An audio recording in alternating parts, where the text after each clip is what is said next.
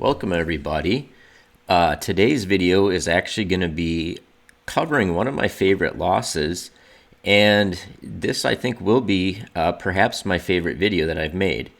And the reason for that is that it focuses on a success story of one of our community members, and we'll go through this game that we just played, but we are going to focus some on the game because it was a beautiful game by this community member, but more so I want to focus on what I believe led to the positive results that Michael, our community member, has been seeing lately.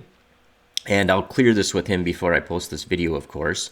But Michael is an adult chess improver in his 70s, and he's one of the original members of our community here.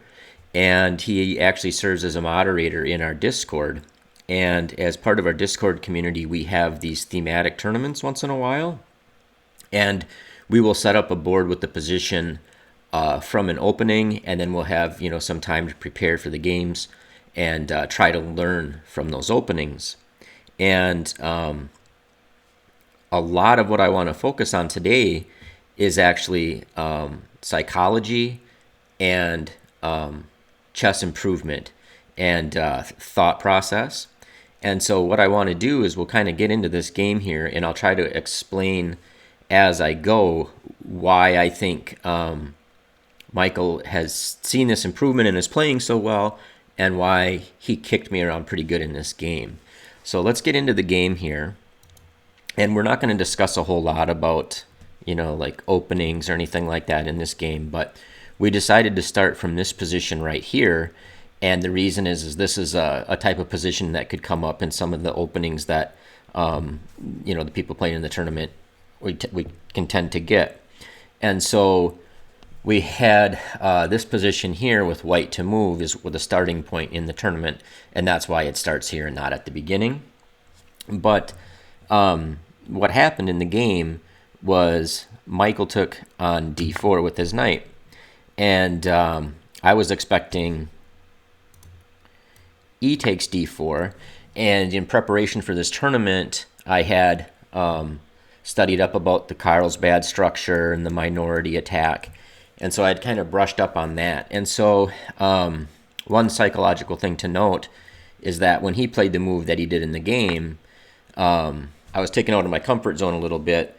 Not that, like I was worried about this move or anything like that, but it just that all my preparation was kind of taken away, and I have to think for myself. And so I ended up playing a6 here, and I felt like I could justify the time spent on this move. I wanted to stop the bishop coming from b5, and I felt like I could justify the time because at some point my idea is after I get this bishop outside the pawn chain, I'm going to play knight b to d7, and that will threaten e5 with this fork. And so I'll kind of gain that time back anyway. So I felt like I could get away doing with that, and I think that was fine and everything. But like I said, the openings, this isn't the important part of the game, because what I want to do is we want to see how he won. And maybe what I should do is kind of take a step back. So we both came into this game fairly confident, I think, because we played it this last Sunday. And on Saturday, Michael had played in an over-the-board tournament and played a really good game, had good success in that tournament. And he has been working a lot on thought process. And we had some discussions in the past as he was developing his thought process. And one thing that we had kind of agreed on is I thought it was important that as part of the thought process, he has a checklist that he's using as he's playing games to try to cement this thought process and kind of make it subconscious kind of over the long run. And one thing that we felt was important, I'm not going to divulge his thought process, but he has like it's not an acronym, what is it called? A mnemonic, I think, that he uses for this thought process. But basically the first couple steps are to look after your opponent makes a move. Step number 2 is to look at what they're threatening. And this is what a lot of us adults kind of jump straight to before we actually consider what weaknesses they created when they made that move. And so that's one thing when we were having our discussions, I'm like, well, I think it's important that like step one in any thought process that like adult improvers try to work on is that we look at the consequences of our opponent's move and see what how that weakens their position, because either at that point or later in the game we can use those weaknesses to win. And that's exactly what happened in this game, and we'll get to that. But I would just like to say, like, Michael has religiously been working on that and for some time now, and it looks like the results are starting to follow. It's starting to bear fruit. And so I just figured I'd give that quick backdrop before we go through the game. But back to the game here. Nothing real out of the ordinary here. And I'll just kind of zip along. And I think this was probably my first kind of like minor mistake of the game. I'm moving a piece a second time before I developed all my pieces. And I'm trying to basically get his bishop. And I think the important thing is when I take that bishop, he's actually going to get this pawn structure that is actually not even a weakness for him. And furthermore, he's going to be able to make use of this open file. And on top of that, I won't even have the two bishops. But that's not the important stuff in the game. So he just, wisely knows that I'm going to be taken here, and he wants to get his pieces on this open file. And I'm not even castled yet, so that's a good move, obviously. And now I ended up playing bishop to d6, and the idea was if he played f5, I wanted to be able to support e5. And this is kind of like the first critical moment for me, at least. Not right here, but in a little bit, and I'll show you. I kind of got into this headspace and started thinking about the past part of this game instead of thinking about the future. And so basically, he ended up playing g3, and I was kind of anticipating, I thought he was going to play f5, and I would play e5. And then for some reason, even though he didn't make this move in the game, he ended up playing g3, but I ended up drifting off into this thought about this position here that I willingly went into. And I thought, oh man, I was like, he can play c4. And I'm like, oh man, this looks kind of ugly, because obviously I can't take, because that's bad. If I play this, he has this b4 move, which looks incredibly strong, right? And he's just going to like steamroll me. And so instead of thinking about the actual position on the board, which is this position here, I was thinking about what could have happened. And I had like nightmares of this in my head. And so I was a little bit like mentally shaken that I missed this possibility in this position. And, I wasted some time thinking about this. And that time is like a precious commodity that I could have used down the road. Now, Michael, he's using his thought process, right? And so he's kind of unshaken by these kind of things. I mean, he's played good and hasn't had any issues yet, but that's one thing like his thought process, I think, is helping with, is that, if you have this thought process you use on every move and you do it as soon as your opponent moves, it breaks these kind of like mental merry-go-rounds that a person can tend to go on. Maybe other people don't struggle with this as much as I do, but sometimes like I start thinking about, something I screwed up earlier in the game instead of focusing completely locked in on what's going on. And I know my guess is that the people who become good players as children, before a certain age, they just automatically probably incorporate some thought process like this, and don't face all these distractions. I know, like, I got to a decent level in golf, and one thing in golf is you never want to think about your previous shot. If you hit a bad shot, you just move forward and you start thinking about the next shot. It shouldn't be a factor at all. So this was where I was kind of, like psychologically a step behind. And it started by, me being out of my comfort zone, I'm having to come up with my own plan in this game, and then realizing that I missed this potential thing that could have happened in the game, and started thinking, oh man, I'm not seeing the board well. And I came in pretty confident because, like, I did my typical warm-up, and I felt like I was seeing the board well. I actually played a couple blitz games. I beat a 2400 player in blitz with a nice game, and I'm thinking, oh, this is good. I'm seeing the board well. And this kind of like shock that I'm like, oh man, I'm not thinking well. And so we'll go on to what actually happened in the game. But that's just the kind of frame, like kind of the mental psychology that's going on here.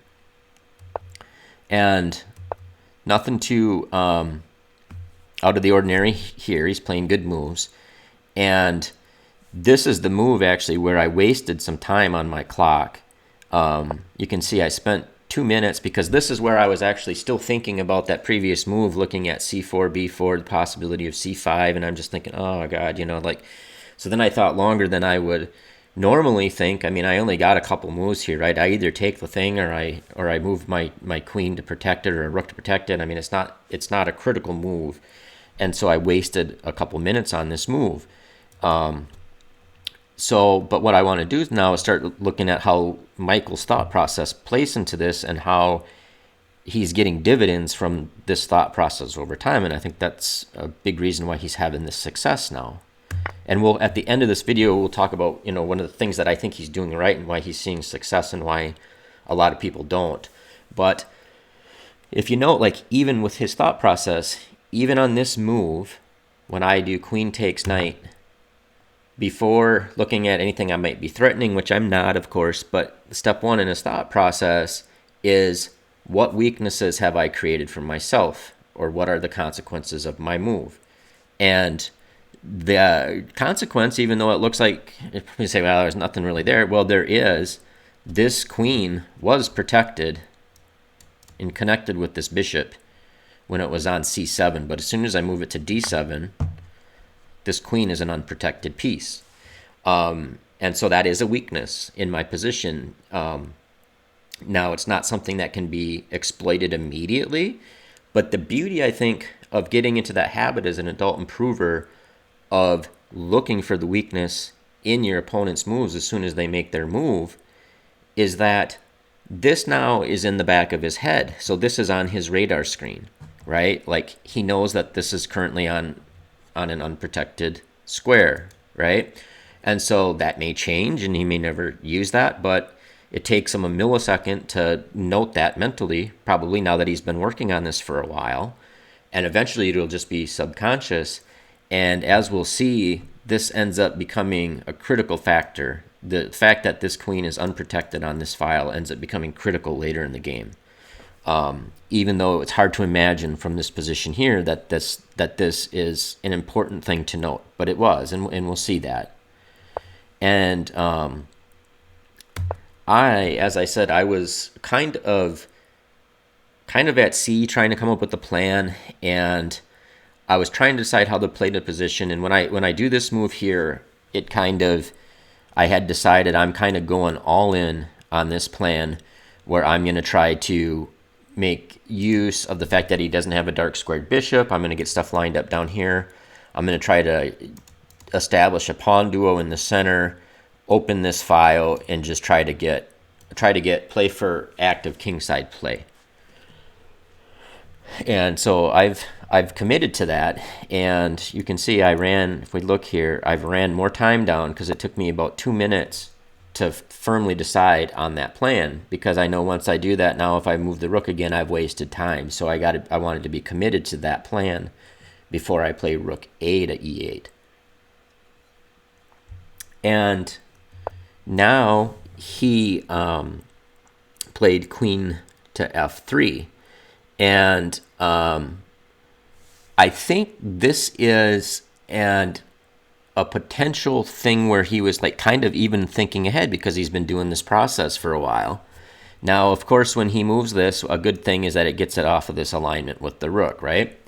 But I think beyond that, when I played rook to e8, my plan is pretty clear here, right? I'm going to play f6 and e5. And by coming here, he's anticipating a weakness. So I think he's anticipating the fact that once I play e5, I am no longer protecting d5, right? And I think that's kind of like next level stuff that happens when you stick with something like this and you let it run, you stay with it and you let it do its thing, and eventually you start anticipating things ahead of time in addition to noting them as they occur. And so we did do, when we do these tournaments, we do postpartum analysis, and he did mention that that was on his radar, was the fact that he is eyeing d5. And so I thought that made me think, yeah, this thought process is really paying dividends for him. And it's something that I want to eventually really dedicate a lot of time to, because I want this to kind of become like automatic for myself as well, because we'll see it kind of breaks down for me here later under time pressure. But I anticipated that. I knew that I wasn't going to be able to get my plan going straight away until I addressed this. And so I moved my bishop away so that my queen's protection of d5 is reestablished. And I also wanted to, I saw that as like a weak point in his camp. And we'll just kind of continue on here. So he ends up kicking my bishop back. And then he ends up playing rook to e2. So he's adding protection to that tender f2 square. And here is where I spent another time burn. Like I said, I had moved my rook over to here with this obvious idea in mind. And now I started kind of flirting with the idea of playing rook to c8.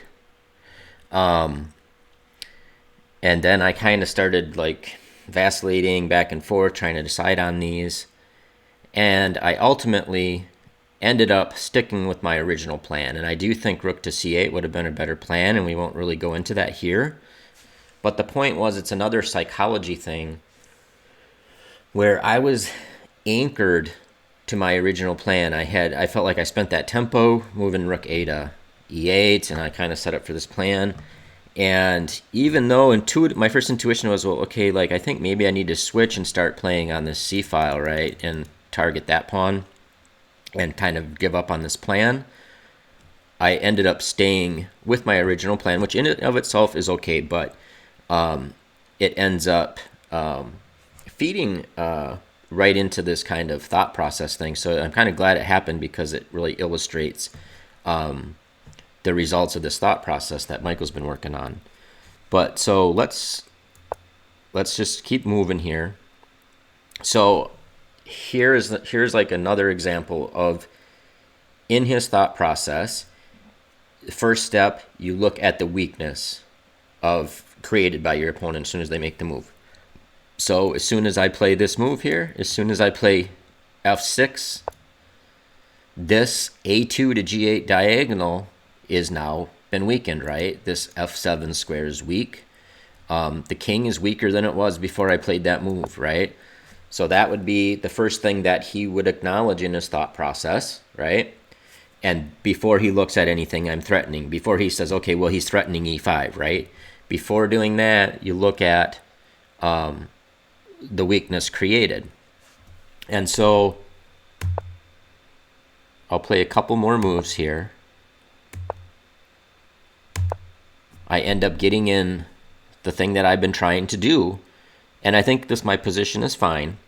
But once again, the first thing he's going to know when I play e5 is that I have further weakened this a2 to G8 diagonal. And so now it's like much more critically weak, right? And it ends up, by like one tempo in the end, it ends up proving to be fatal. And so that's why I'm kind of pointing these out, because this is on his radar now, because 2 moves in a row, the weakness of the move that I just made, the weakness that it created for me, are tied together, right? So they're going to be on his radar. So we end up getting in this position. And he plays, I was feeling good, right? I'm like, okay, I got this in, because I had to spend time calculating, make sure I could get this in without any problems earlier on that one move where I burned a couple minutes. And now I'm down to 2.5 minutes, right? And he's managed his time better than I have, so he's got almost 6 minutes. So he ends up playing king to g2, which I thought is a good move, because when the king is on this square here, I always have this fork looming, so this rook is kind of tied down. The difference is if I end up taking on f2 with my rook, I may check his king, right, if it's on g2, but at least I'm not attacking his rook on e1. And then the other thing that his move does here is protects this h3 square. So this is another psychology thing. I had kind of anchored my mind to the belief that this rook was stuck on e2. And that's kind of what I predicated my play on after a certain point, was that, I don't have to worry the fact that he's got this attacked twice, because I have this deadly blow on f2. And so that was kind of like, I don't know what those are, if there's like these cognitive biases or whatever, but in my mind, and this is playing under time pressure, but in my mind, his rook was stuck on e2. Well, it's actually not. So I ended up making the critical mistake here, and for some reason, he had appreciated this alignment, and he noted earlier in the game, remember we noted that this is an unprotected piece? So I think in this position, I had to provide protection to that piece. But I didn't. I was under time pressure, and so my thought process is breaking down at this point. And I ended up playing this because strategically it's wonderful, right? Like, I get his queen off. His queen is forced to go somewhere, right? A less active post. And then I can feel like, oh, this is strategically great. I can get stuff going. At some point I camp up in here, and you can't even take it if I, get another piece protecting a square, because I'll have the, I'm fork, and so I'm seeing all these like wonderful things. Strategically, it's great. Problem is he has already noted in his thought process model that this thing is unprotected. So this move, of course, jumps right out at him, and I did not see this for some reason, and so then I was doubting myself earlier in the game, and I'm like, oh man, yeah, I'm missing stuff here. And so I end up taking this, and as I had mentioned earlier, I was anchored to my previous thought that he can't remove his rook from e2, or I just snap on this square. And so, like, without spending any time, I just snapped that move off, right? Because I was just anchored. I had that cognitive bias, or whatever you want to call it. And I just played that move instantly. And I actually wasn't losing at this point. I could have played queen to f5 here, x-raying that rook to the queen, right? And, it would be like a balanced game here, and it would have been a good fight, and the game goes on. But I was just so anchored to the fact that in some previous calculations and analyzing the position, I thought his rook was tied down to e2 that, by intuition under the time pressure, as soon as he moved that, I just snapped and took that check. And that ended up being fatal. We'll look at what happens. Is he can just move out of the problem. And I ended up playing queen to h3, threatening mate in 1. Now comes the problem of this diagonal that would have been the first thing he noticed on 2 moves during his thought process when I played f7 to f6, opening up the f7 square, and when I played e6 to e5, opening up the e6 square. This is in his mind because he's mentally acknowledged this as the game goes on, and it only took him a split second to do this, but look at how it pays dividends. He ends up snapping off this move instantly, and I'm just done. So I resign here because I'm obviously just lost.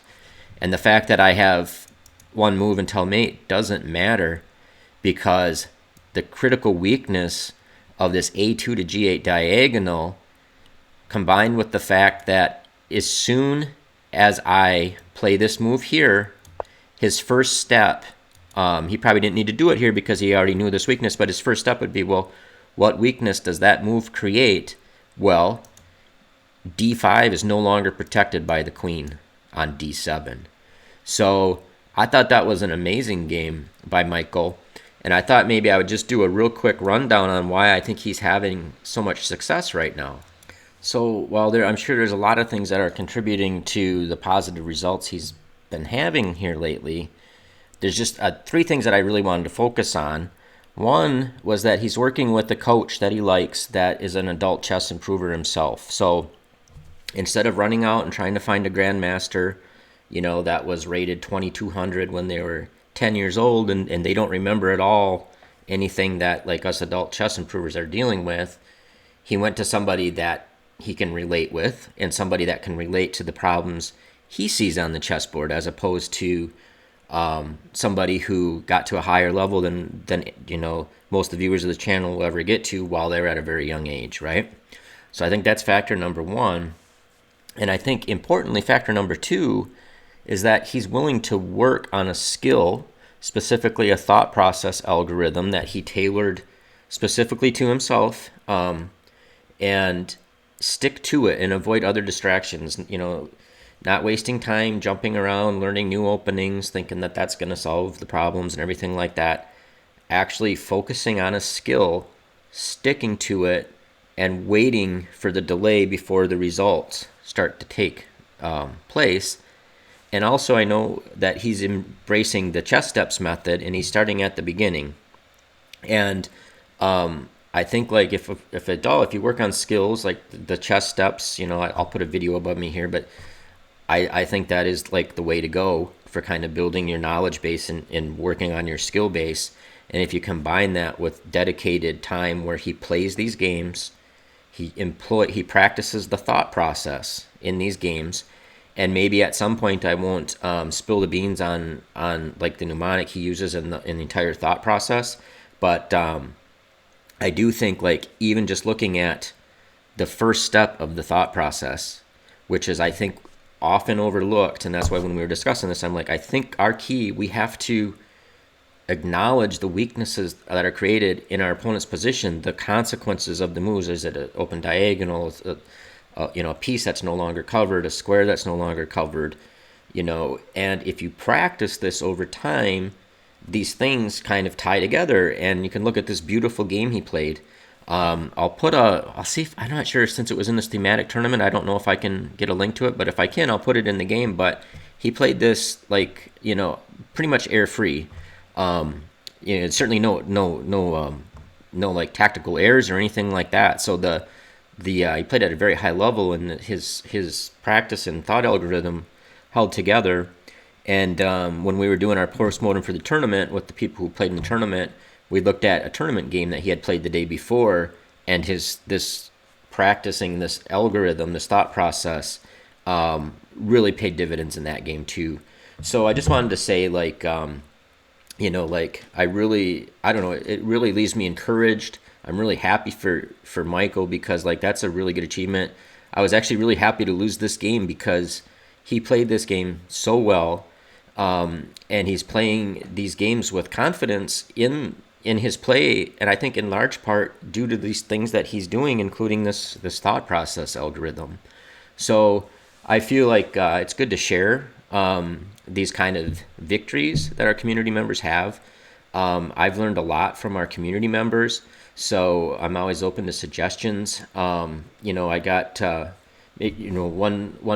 community member that I'm working with has given me a lot of advice on health, and I'm employing those, and I'm feel like I'm getting healthier, and that's like my main focus right now. One of the reasons I'm not making as many videos, but I really want to get better at chess, and I want to get healthy and take the time to work on these skills and just kind of be focused, kind of like Michael is. Michael's not spending tons and tons and tons of time studying chess and learning new knowledge. He's doing a very focused amount of time on these skills. And I've gotten so many good advice from community members, and I really appreciate it. So anyway, I hope that provides some inspiration. I hope you get something out of that. Maybe at some point, maybe Michael will want to kind of put his thought process, thinking process algorithm out into the world. That's totally up to him. But I think anybody can come up with their own algorithm tailored to themselves.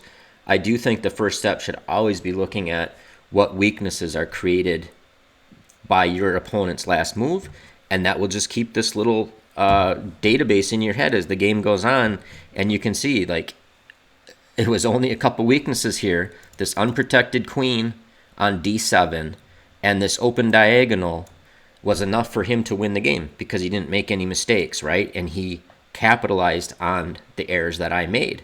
So congrats to Michael, and we'll see you guys at the next video.